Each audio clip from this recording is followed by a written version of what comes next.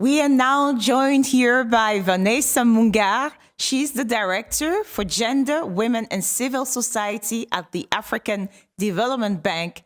And she's also a member of the French President's Council for Africa, and where she has also an important task to advise Mr. Emmanuel Macron on all affairs in Africa, together with other thought young African leaders.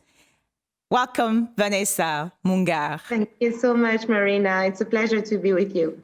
Thank you for honoring this invitation. The department under your responsibility at the bank, at the African Development Bank, focuses on gender, women.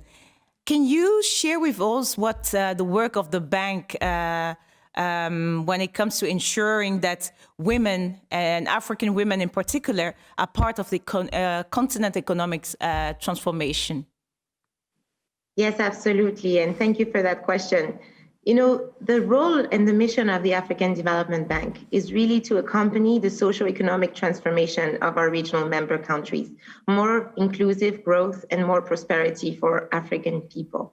And to do that, we need to profoundly ensure that we provide equal access to opportunities for all Africans, men and women. That is the only way to leverage our biggest asset, which is our human capital, to accelerate Africa's transformation. So it makes common sense to look at gender issues specifically because of existing entrenched inequalities that right now prevent women and girls from fully participating in the inclusive growth that we want to see. Because we know that when women earn a revenue, they reinvest about 90% of it in the nutrition, the health, and the education of their family.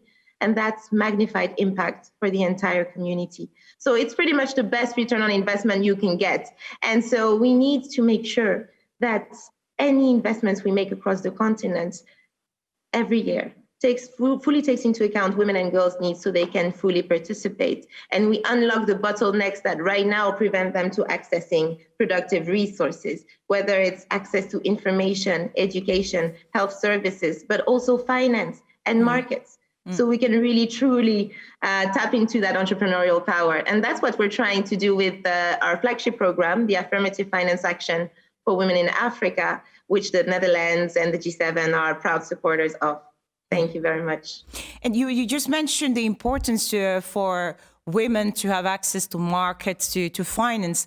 How do you see a role for European partners, for instance, in that sense or in another way? Well, the world is interconnected. So at the end of the day, prosperity somewhere until there's prosperity everywhere can never be forever. So that's why global cooperation is more important than ever. And if Europe and other regions of the world want to support Africa's growth and economic transformation, the best way to do it is to support African solutions to African challenges and to work hand in hand with African stakeholders from the public and private sector in solving this country or region-specific challenges. And I think that's the global collaboration and cooperation that we need to continue to enhance to ensure that prosperity, as I said, somewhere can be prosperity everywhere. We've seen it with COVID-19. Nobody's safe until everybody's safe. We're all interconnected. So everyone's prosperity is in the interest of all.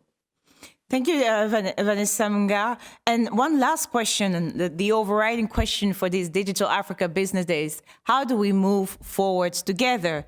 And I think if there is a person I should ask this question, is definitely you, because you really represent a bridge. You're like a bridge builder between both worlds, where you are active on the African continent, also, active assisting European countries. I just mentioned when introducing you that you sit on the Presidential Council for Africa of Emmanuel Macron. What is your take for this question? How do we move forwards together, Africa and Europe? Well, I love the word bridge that you used. It's all about building bridges everywhere. We're all responsible for the future in common that we share. And relationships, particularly geopolitical relationships around the world, evolve all the time. Paradigms shift constantly. And while we keep focusing on old ones, new ones are emerging with different parts of the world. So Europe and Africa have a long history in common. And that relationship needs to continue to evolve, to grow, and to evolve like all other relationships into one that is mutually beneficial, that creates value for all involved, particularly for people in both regions. So the question at the center for me is, how do we ensure global cooperation in the interest of everybody, every citizen on Earth, with nations that do their job and of course protect their interests first, but also support the resilience of others. We want to see more accountability and transparency from all partners. And as I said before, the crisis showed that we're all interconnected. So whether it's about public health, climate, global security, we have a world in common and a future in common that we need to safeguard, so we actually can leave a world to our children that is a little bit better than the one we found. I like that last sentence, to work hard to leave a world better than the one that we have lived in for our children. Thank you very much, Vanessa Moungar. It was great to have you here today. Thank you. Thanks, Marina.